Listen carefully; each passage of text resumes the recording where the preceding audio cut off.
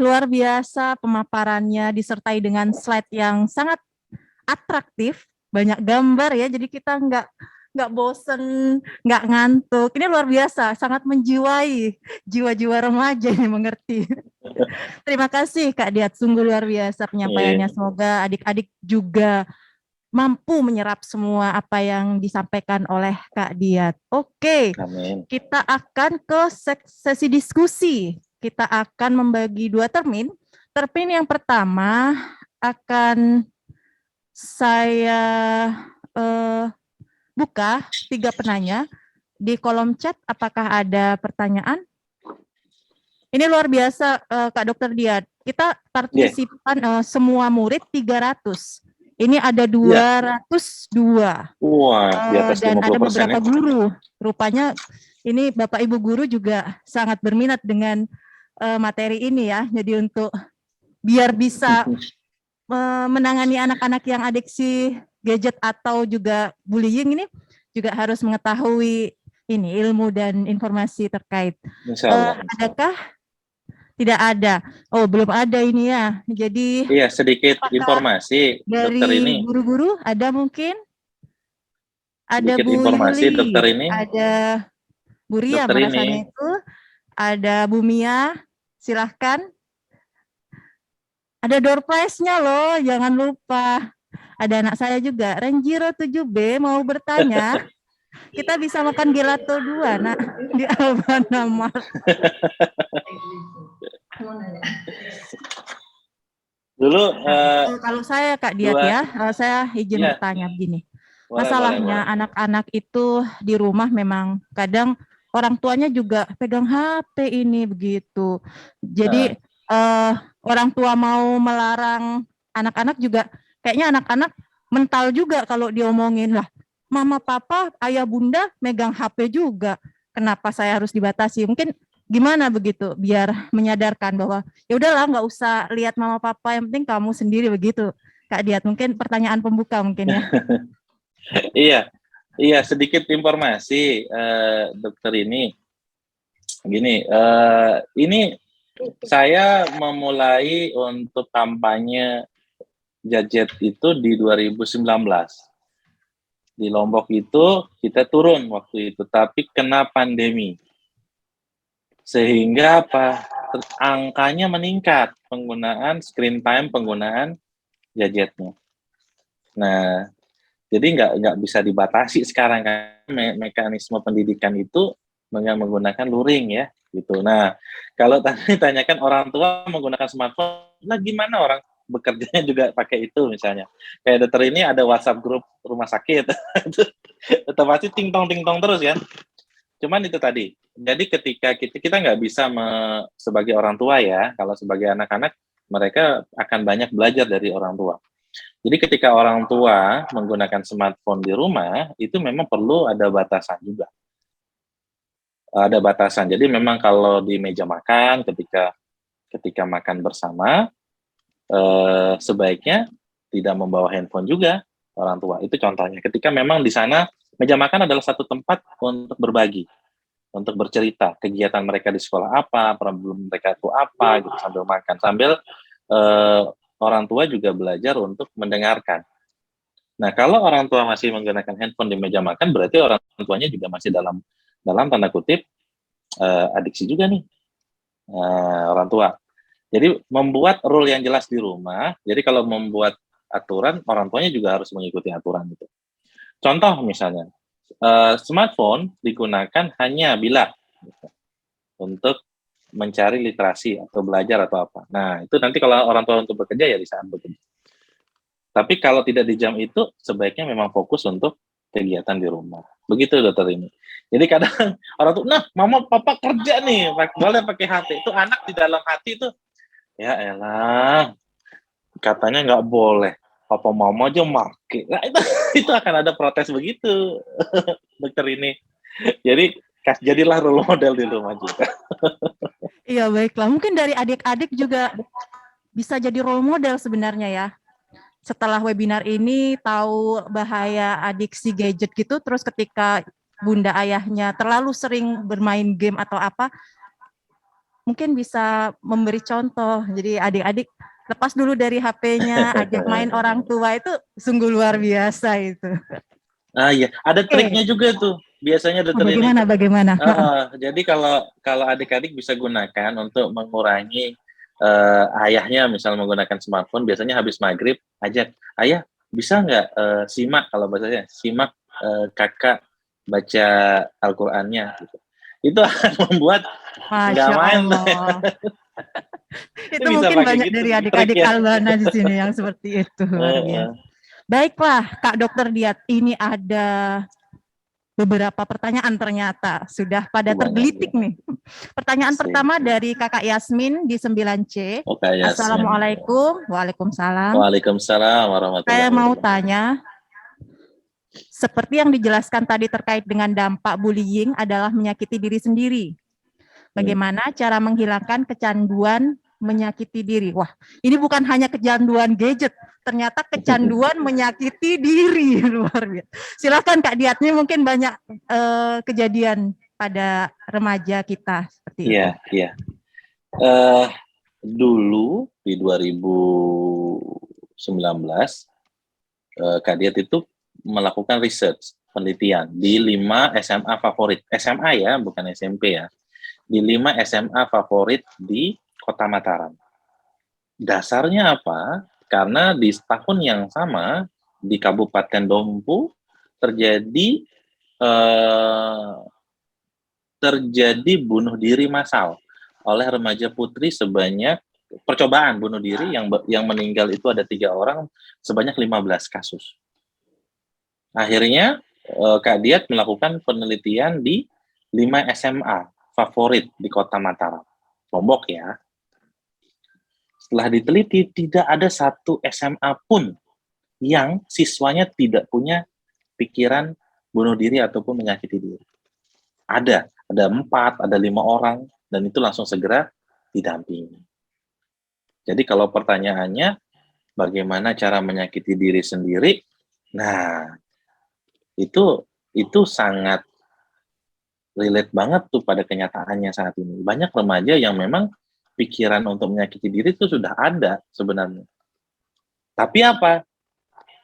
Tapi satu belum mau menyampaikan, belum bicara. Nah, tadi sudah dijelaskan, apabila hal itu terjadi, satu, bicara, speak up.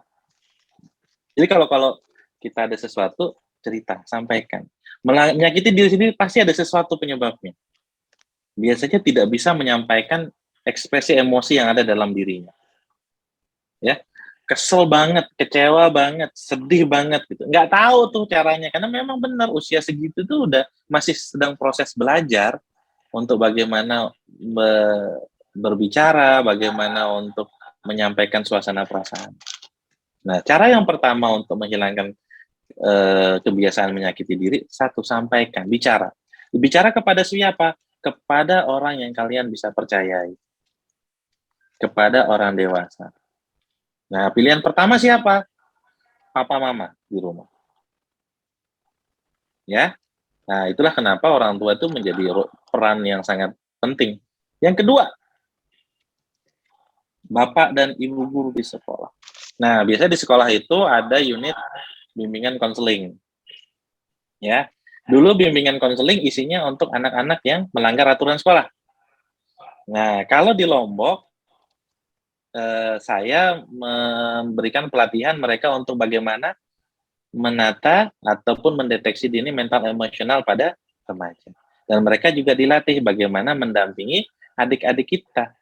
Karena sekarang selain masalah pelanggaran aturan sekolah, yang paling banyak adalah problem-problem mental emosional. Salah satunya adalah menyakiti diri. Nah, itu bisa datang ke guru BK. Tentu saja guru BK yang sudah terlatih. Kalau masih belum, kalian boleh cerita kepada teman kalian atau meminta mereka untuk menemani kemana? Ke tenaga profesional, bisa ke psikolog atau psikiater. Dok, tapi kan saya masih kecil. Papa mama kan belum tentu ngizinin. Nah itu, kalau udah cerita ke papa mama pasti akan nganter tuh.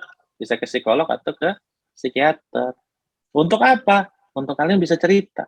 Jadi bukan datang ke psikolog untuk berobat, enggak, untuk cerita dulu. Ada apa gitu. Karena kalau eh, bicara perasaan hanya kalian yang tahu dan Allah. Kalau nggak cerita gitu. Pikiran isi pikirnya Karini misalnya atau dokter ini sekarang, saya nggak tahu kalau dia nggak cerita gitu. Nah itulah pentingnya speak up, bicara, sampaikan apa yang nggak enak di perasaan kalian. Bicara mulai sekarang, sampaikan. Tapi kadang mendapat penolakan dok. Banyak yang orang tua bilang, kamu kurang sholat, kamu kurang ngaji. Padahal saya sudah sholat dan ngaji dok. Tapi suasana perasaan saya belum bagus. Kenapa? Karena kamu butuh orang untuk teman berbagi misalnya. Nah, kalau orang tua masih belum bisa di Bapak Ibu guru di sekolah. Mereka akan menyempatkan waktu untuk mendengarkan keluhan kalian. Mungkin gitu, dokter ini. Baiklah, Kak Dokter Diat. Terima kasih atas jawabannya. Jadi kalau ada lintasan-lintasan ingin melukai diri sendiri, baiknya speak up, baiknya ungkapkan itu kepada orang lain yang dapat membantu. Begitu Kak Diat ya? Betul. Baiklah, ini masih banyak ternyata. Pertanyaan kedua dan ketiga ini hampir sama, jadi saya jadikan satu. Dari Kak Fathi di 9B dan Abigail di 7C. Ciri-ciri orang yang sudah kecanduan gadget itu gimana Kak? Kemudian terus caranya untuk menyembuhkan kecanduan gadget bagaimana? Tadi sudah dijelaskan, mungkin disampaikan lagi sedikit lagi. Kemudian ini sudah, kalau kita nggak kecanduan HP, kita harus menyibukkan diri. Ini tipsnya ya. Tapi sekarang lagi pandemi, jadi gimana ya? Terus kalau mau main di sekitaran rumah, nggak ada teman, di dalam rumah juga bingung mau ngapain. Nah, ini kegalauan, kegundahan hati dari remaja sekarang. Tidak mau adiksi gadget, tapi gabut. Nggak jelas mau ngapain. Tolong Kak Dia, tolong mereka Kak Dia. Monggo Kak Dia.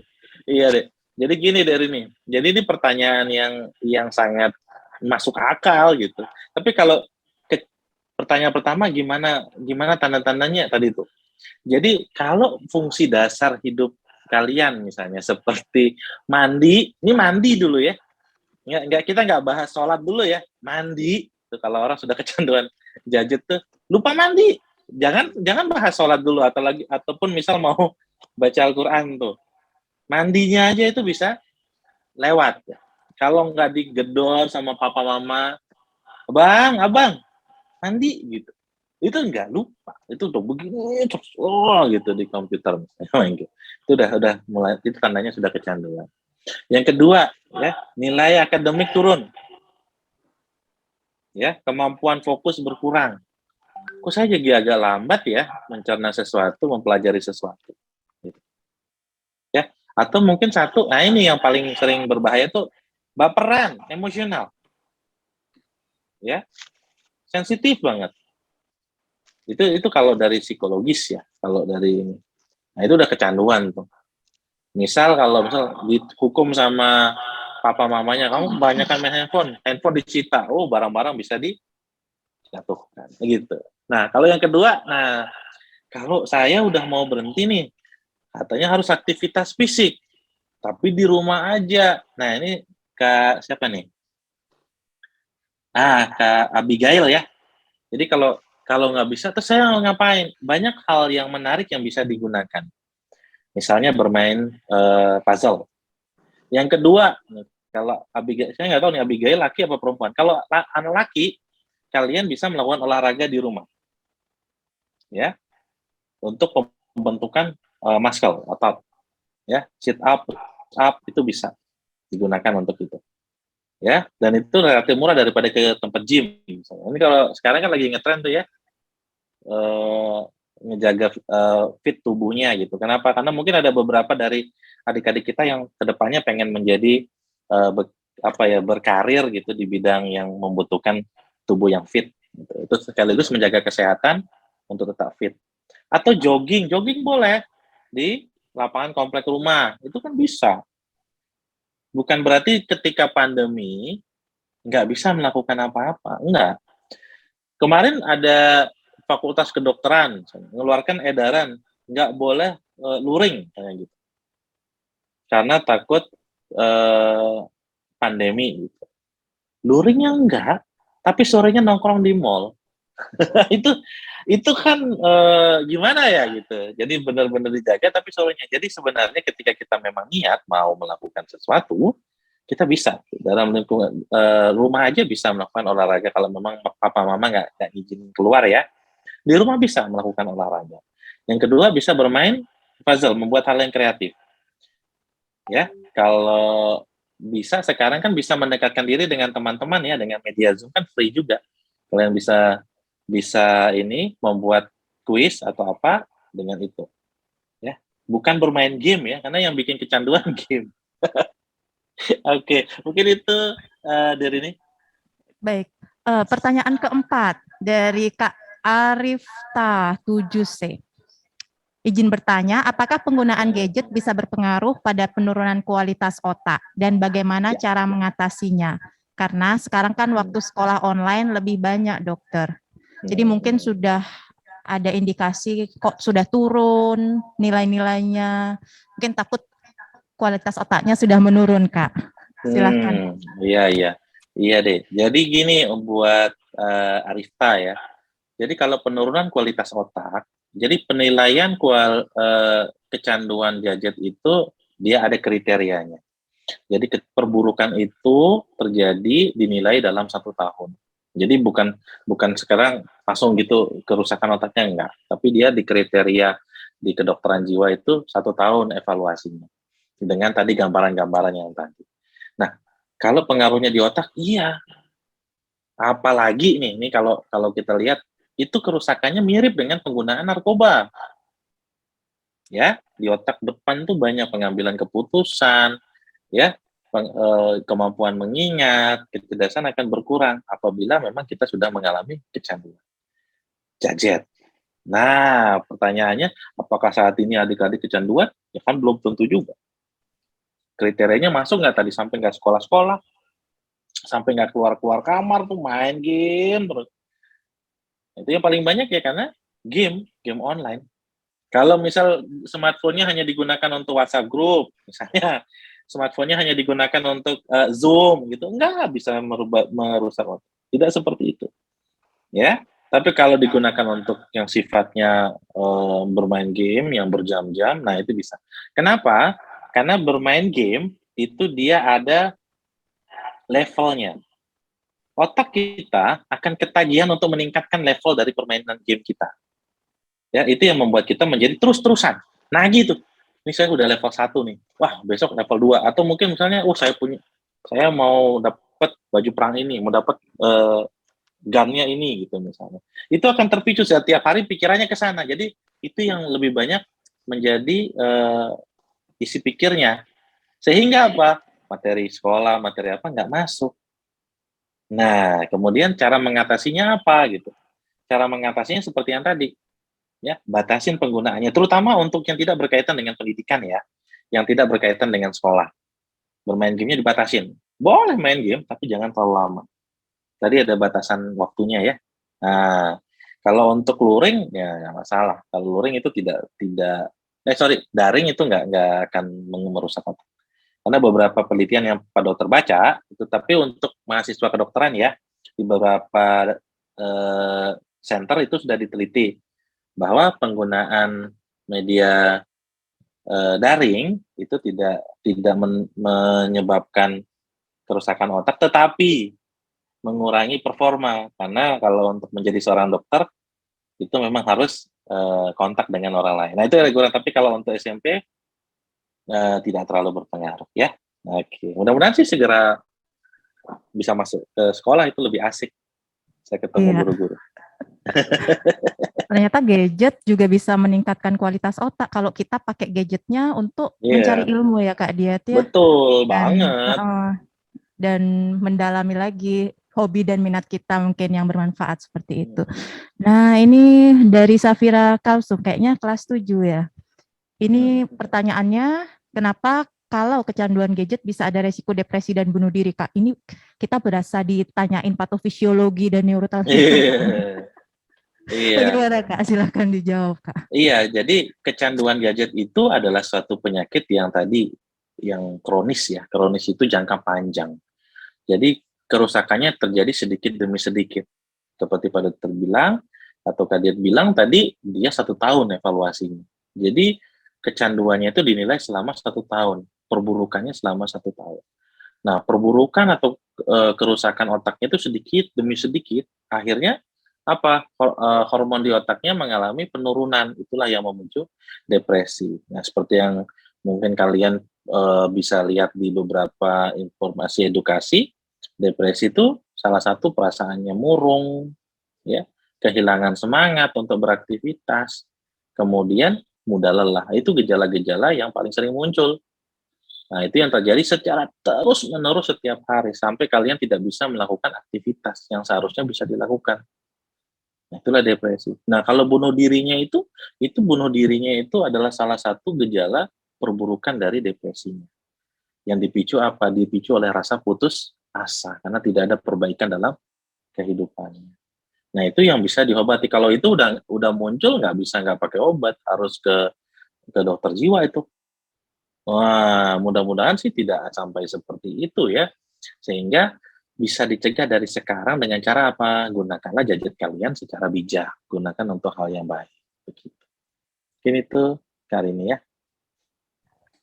Baik, ternyata ini sudah sampai 10 yang bertanya, Kak Diat. Wah, mantap, mantap, mantap. Kita batasi sampai pukul 3 kurang 10.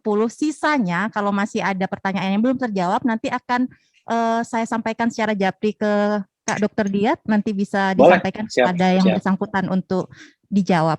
Oke, baiklah, kita tadi sudah kita ke nomor 6 ya berarti. Assalamualaikum, mohon izin bertanya untuk pemakaian gadget. Ini Bu Puji ya, guru ini Kak Diat, untuk pemakaian gadget pada anak usia 11 sampai 18 tahun hanya 2 jam, baik. Terus bagaimana dengan penggunaan gadget untuk belajar daring yang lebih dari 2 jam? Gitu. Silahkan Kak Diat. Ya, jadi seperti yang disampaikan tadi, memang penggunaan yang paling buruk adalah efek gadget bila digunakan dengan menggunakan game online, gitu Bu Guru ya. Jadi kalau game online inilah yang memicu anak untuk menjadi tidak menjadi adiksi. Gitu. Tapi kalau daring, anak tuh remaja itu nggak ada yang adiksi belajar daring. Mereka tuh nggak ada yang kecanduan ya, belum waktunya udah mau masuk gitu. Oh, mau masuk, mau belajar udah gitu. Mikir, besok mau sekolah daring itu belum ada. Belum ada. Jadi belajar daring ini kan sebenarnya salah satu solusi ya supaya proses belajar mengajar tetap berjalan di situasi pandemi. Harapannya bisa segera luring. Apakah SMP Albana luring? Mudah-mudahan sih bisa segera itu, karena luring itulah yang konsep yang nyaman gitu. Jadi untuk membentuk apa ya, kalau nggak salah bentuk konsep cara Rasulullah mengajar para sahabat kan bentuknya luring bukan daring. Jadi atahi yang ini yang benar, ini tidak langsung dilihat sama gurunya. Kalau daring agak sulit untuk bagaimana guru mendidik secara langsung muridnya. Bukan tidak bagus gitu, tetapi banyak kendala yang muncul. Beberapa kendala yang paling ini adalah fokus anak-anak menjadi sering terdistrak. Kalau tiba-tiba di sini ada yang lewat gitu ya, ada es cendol gitu ya, ada rujak gitu ketika bu guru itu mengganggu. Lebih kepada kualitas pelajarannya yang menjadi tidak bisa terserap dengan maksimal itu. Jadi kalau kecanduan gadgetnya tidak akan beresiko kalau untuk mau 4 jam 5 jam, tapi kualitasnya yang menjadi kurang proses pendidikannya. Itu dari beberapa referensi yang saya gitu. Mungkin itu Dokter ini. Nggak apa-apa kalau dari langsung dari kiri dah langsung ke kanan. Lihat. Ini dari tadi kan sudah tentang adiksi gadget ya. Nah, kita akan beralih ke pertanyaan bullying kayaknya nih. Dari Kia 7D, Assalamualaikum, izin bertanya bagaimana cara untuk mencegah terjadinya bullying dan cara membedakan lelucon candaan dengan bullying. Itu dulu mungkin Kak Diat. Silakan. Iya, soalnya anak-anak kan suka bercanda, pengennya akrab gitu sama temennya, ternyata melampaui batasan-batasan begitu Kak Diat. Iya, jadi nah inilah gitu. Jadi sebenarnya seperti yang saya ceritakan dulu gitu, zaman dulu itu kalau bercanda itu mainnya begitu.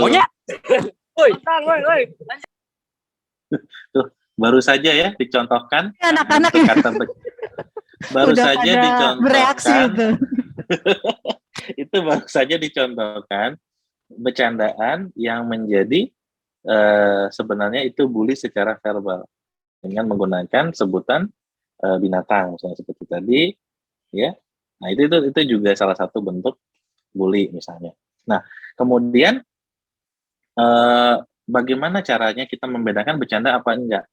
Karena sebenarnya untuk bercanda yang baik itu adalah memang tidak melakukan intimidasi kepada teman kita. Karena teman yang dibercandain belum tentu suka ya. Gitu. Nah, kalau kita terbiasa ketawa, dia tertawa itu belum tentu nyaman dengan apa yang kita bercandain. Seperti itu. Sebaiknya memang tidak menggunakan ejekan, tidak mencela dalam kalian bercanda. Mungkin bercandanya lebih kepada hal-hal yang lain. Ya.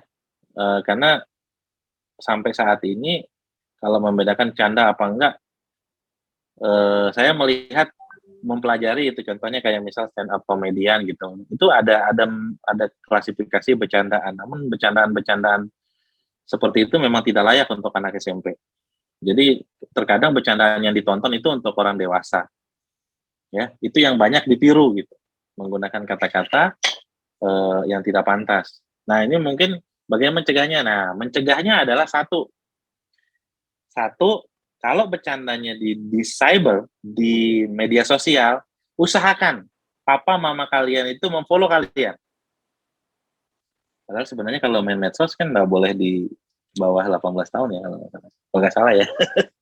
Kalau udah punya, usahakan. Kadang remaja sekarang nggak ngasih tuh papa mamanya ngefollow dia. Dia punya circle sendiri. Kenapa? Supaya orang dewasa bisa merevisi. Oh, ini nggak boleh, ini boleh. Itu cara mencegahnya. Dua, kalau bisa, gitu ya. Kalau bisa yang kedua, nah bercandaan itu tidak digunakan, tidak menjadi bahasanya sebagai hal yang rutin dilakukan. Terutama misal ada temannya yang itu dia aja yang menjadi fokus bercandaan, nah itu bisa berubah menjadi bully. Ya, bentuk bercandanya diubah jadi yang lebih menarik bercandanya. Jadi kalau tidak menyela fisik, tidak menyela aktivitas seseorang, tidak mencela agama seseorang, ataupun mungkin tidak mencela keluarganya mereka, atau membercandakan hal-hal seperti itu. Nah, itu akan membuat bercandanya menjadi lebih sehat, sehingga tidak masuk dalam kategori bully. Ya, mungkin itu Dokter ini. Oke, Kak Diat, ini ada pertanyaan yang sangat serius. Inisial Iya, X. apa nih? Bagaimana cara memberitahu teman yang sudah kecanduan nonton yang tidak senonoh, contohnya nonton film, atau bagaimana jika sudah menyukai sesama jenis? Tolong dibantu sarannya agar tidak kecanduan seperti itu, karena teman saya sendiri sudah kecanduan bahkan sampai terpengaruh ke nilai sekolah. Terima kasih. Tolong dibantu Kak Diat ini, karena ini mungkin banyak kejadian seperti ini, tapi mereka tidak speak up seperti itu. Silakan Kak Diat. Betul. Baik, jadi sebenarnya beberapa bulan yang lalu ya saya kedatangan seorang hafiz. Jadi dia datang usia masih 16 tahun, datang ke rumah sakit jiwa. Ini sedikit gambaran ya. Datang ke rumah sakit jiwa, dia seorang penghafal Al-Quran. Kemudian dia baru 6 bulan terakhir ya diajarkan oleh temannya untuk bisa mengakses video porno. Dia datang kepada saya menangis. Kenapa? Karena sedikit demi sedikit hafalannya hilang. Hafalan Al-Qurannya hilang. Dan dia tidak mampu untuk mengisi kembali. Apa yang terjadi? Nah, itu harus dia berobat rutin selama 6-12 tahun. Itu harus pengobatan rutin. Dan yang terjadi tidak bisa dikembalikan ternyata. Dengan melakukan taubatan, bahkan dia mendatangkan orang tuanya, ustadznya, sampai saat ini performanya harus. Kalau pertanyaannya tadi, apa yang harus dilakukan? Satu, dia harus ke tenaga profesional diterima. Ya, karena itu sudah gangguan. Ya, gangguan kalau untuk di usia sekarang. Satu, sebaiknya konsultasi. Kenapa? Karena deviasi seksual itu akan menetap di atas usia 18 tahun nantinya. Ya, deviasi seksual itu adalah menyukai sesama jenis yang berbeda dari ini. Itu biasanya terjadi ketidaknyamanan terhadap diri. Itu sebaiknya dibantu oleh tenaga profesional. Tawarkan, ayo aku bantu. Datang ke dokter spesialis jiwa. Nanti dia akan dibantu untuk bagaimana kembali ke fitrahnya. Ya, itu. Yang kedua, nah kalau untuk yang menonton tidak senonoh itu satu, ya, itu banyak bisa dilakukan satu. Dia namanya pendampingan. Ini mungkin kalau ada bapak dan ibu guru, bukan malah ditekan atau disalahkan, tapi didampingi. Kenapa? Kerusakan otak akibat menonton video porno itu hampir sama dengan kerusakan akibat penggunaan stimulansia atau sabu. Jadi itu akan rusak di otak depannya, akan sulit untuk kembali lagi. Yang kedua, dia akan terbiasa untuk berfantasi yang buruk, sehingga akademis pasti rusak. Nah, itu harus segera tangani, didampingi. Ya, kalau itu sebaiknya dibawa ke BK dulu, dokter ini ya, habis itu ke psikiater, karena kalau tidak didampingi akan menjadi hal yang buruk. Nah, ya, karena bisa memicu munculnya tindakan pelecehan seksual kah, seperti itu. Ya, yang terjadi. Kalau dia tidak bisa melakukan kepada temannya yang sepatahan, dia akan mencari yang lebih lemah lagi. Bahkan bisa melakukan nanti bukan di sekolah, tapi di lingkungannya. Itu bisa menjadi hal yang buruk seperti itu. Jadi sebaiknya didampingi untuk kita cegah untuk bisa menjadi lebih buruk. Mungkin itu, dokter ini. Terima kasih banyak Kak Diat atas jawaban-jawabannya. Mungkin ada beberapa pertanyaan yang tertinggal untuk belum dijawab karena memang keterbatasan waktu sudah menunjukkan pukul 3 kurang 10 menit. Kalau mau dilanjutkan terus kayaknya bisa sampai maghrib ini Kak Diat ya. Bisa kita sambung nanti. Kita akan mengundang kembali Kak Diat. Siap. Keren banget topik-topik selanjutnya. Baiklah. Ini ada totalnya kurang lebih 12 pertanyaan. Tadi sudah kita janjikan untuk memilih 3 penanya terbaik. Yang pertama adalah dari Kia 7D. 1 sudah dapat ya. Selamat Kia. Yang kedua dari penanya pertama dari Kak Yasmin. Kemudian yang ketiga dari Fatia. Oke, 3 Fatih. Dari 3 itu silahkan menghubungi wali kelas masing-masing untuk mendapatkan vouchernya. 50.000 di Albana Mart. Silahkan. Silahkan menikmati ya. Baiklah, kita akan ke sesi foto bersama. Ini semuanya kok pada off cam ya, adik-adik sekalian. Tapi banyak pertanyaannya, berarti ini sambil rebahan, sambil semangat ini. Mari kita lihat wajah adik-adik yang biasa di rumah. Oh, di SpongeBob ya, dibikin di Batem. Baik, tapi lebih seru yang kalau daring gini bisa jauh-jauhan. Sudah bertambahkah? Ayo, tunjukkan wajah-wajah gembira kalian. Kita tunggu sampai beberapa menit. Ada berapa? Baru 2 slide ini. Pak Alim putus asa ini kalau nggak on cam ini.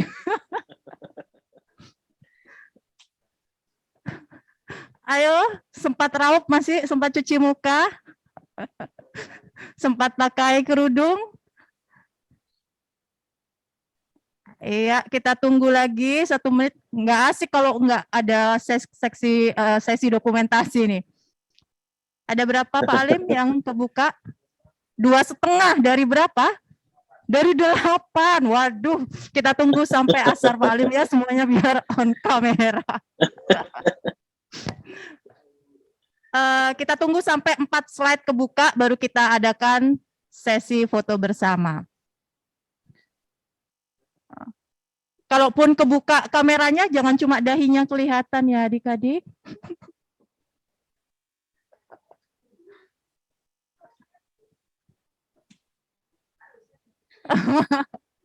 Bu Roi sambil ikutan buka ini, biar dapat dokumentasi. Ayo Kak Atta dipanggil teman-temannya. Kak Rema dipanggil teman-temannya. slide nomor 4 masih kosong melompong. Apakah kalian ada di situ? Atau hanya Firlia Nurul, Sultan Akila, Fatima Kaila, Iren.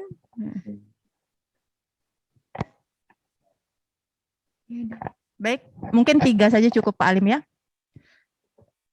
Saya hitung 1, 2, 3, nanti senyum yang sumringah, boleh gaya bebas. 1, 2, 3. Ranger ganteng kali kalau nak. Slide kedua. 1, 2, 3. Bu Yumia Martini. 1, 2, 3. Oke. Sip. Slide 4 ada itu. Sedikit, ayo. Slide 4 ya. Munif. 1, 2, 3. Siap. Baiklah, sedikit di akhir acara ini saya berikan kesimpulan bahwa kasus bullying sering terjadi di Indonesia dan luar negeri. Jenis bullying juga beragam jenisnya, yaitu verbal, fisik, sosial, dan cyberbullying. Kemudian yang harus dilakukan saat mengalami perundungan, yaitu jauhi perilaku perundungan, jangan balas membuli karena kalian akan menjadi pelaku pembulian, dan cari bantuan orang yang lebih dewasa untuk keluar dari kasus pembulian ini. Kemudian kecanduan gadget itu banyak menyebabkan gangguan jiwa, salah satunya adalah risiko bunuh diri dan kurangnya waktu istirahat. Kemudian yang harus dilakukan saat mengalami adiksi gadget adalah pilih aplikasi games dan batasi penggunaan games untuk aplikasi yang memang sangat kalian butuhkan. Baiklah. Luar biasa webinar pada kali ini dengan narasumber yang luar biasa, Kak Dr. Diat. Sampai jumpa di lain kesempatan, Kak. Terima kasih atas ilmu dan materinya yang luar biasa. Semoga adik-adik di sini dapat menerapkan itu semua di kehidupan sehari-harinya, sehingga mereka bebas dari bullying dan adiksi gadget. Yang lebih lanjut akan menyehatkan terus jiwa-jiwa mereka. Karena tiada nama kesehatan tanpa adanya kesehatan jiwa. Demikian dari saya, kurang lebihnya saya mohon maaf. Wassalamualaikum warahmatullahi wabarakatuh. Waalaikumsalam warahmatullahi wabarakatuh. Waalaikumsalam. Terima kasih Zili.